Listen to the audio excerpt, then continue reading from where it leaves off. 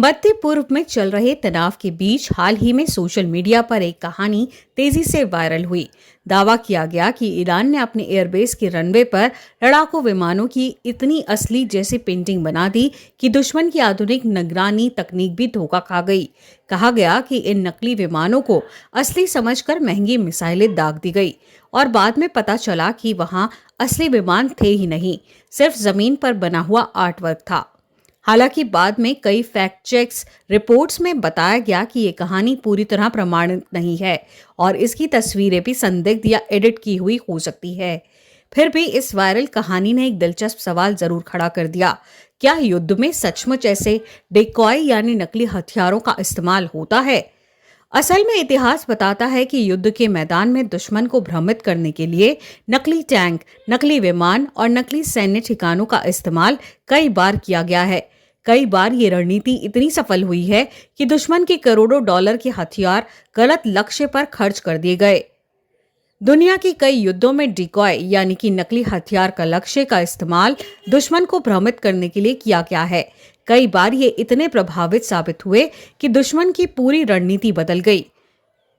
देखिए यहाँ 5 ऐसे सबसे चौंकाने वाले सैन्य डिकॉय के उदाहरण। ऑपरेशन फॉर्टिट्यूड।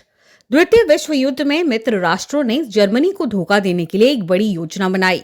उन्होंने रबड़ के नकली टैंक, लकड़ी के विमान और नकली सैन्य कैंप बनाए।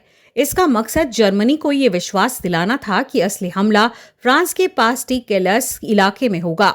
असल में हमला डी डे के दौरान नॉर्मंडी में किया गया। यह इतिहास की सबसे सफल सैन्य धोखाधड़ी में से एक मानी जाती है। Ghost army. अमेरिका ने एक खास यूनिट बनाई जिसे घोस्ट आर्मी कहा गया।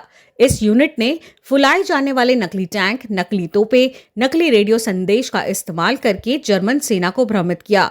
करीब 20 से ज्यादा बार जर्मन सेना को गलत जगह सेना भेजने पर मजबूर कर दिया गया। गल्फ वॉर में नकली विमान।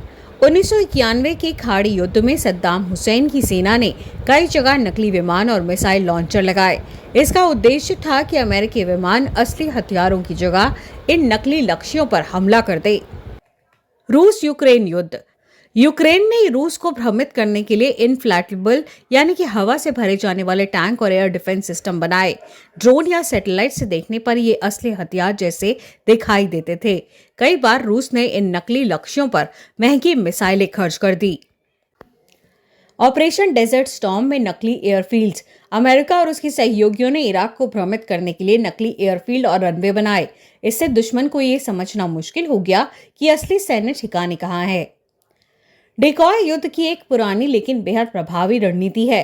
कई बार कुछ सस्ते नकली हथियार दुश्मन के करोड़ों डॉलर के हथियारों को बेकार कर देते हैं। एक मशहूर सैन्य कहावत भी है, युद्ध में जीत सिर्फ ताकत से नहीं बल्कि चालाकी से भी मिलती है।